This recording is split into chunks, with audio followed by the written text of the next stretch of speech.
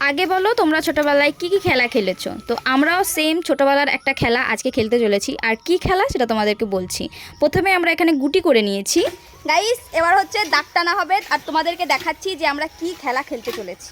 গুটি বা আটিল আমরা বানানোর পর এখানে আমরা হচ্ছে এখন ছক কেটে নিচ্ছি। আর আশা করি বুঝতে পারছো এটা কি খেলা।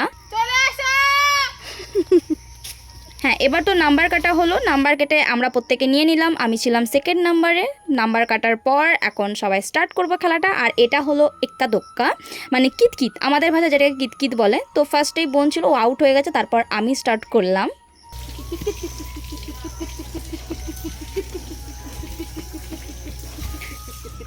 বেশ ভালোই খেলছিলাম, কিন্তু অনেক দিন না খেলার কারণে আমরা কেউ ভালোভাবে খেলতে পারছিলাম না, মানে একটু কিতকিত করেই আমরা হাঁপিয়ে যাচ্ছিলাম। আর তার মধ্যে চলে আসে আমার দুটো পার্সেল, আর এটাতে ছিল দুটো কুর্তি। আর তারপরে না এত জোরে বৃষ্টি নেমে যায়, কি বলবো। আমরা ভাবলাম যে খেলাটা কন্টিনিউ করবো, যেহেতু আমরা অনেকদিন পর খেলছি। খেলাটা অফ কর, অফ হবে না, খেলা চলতে থাকবে।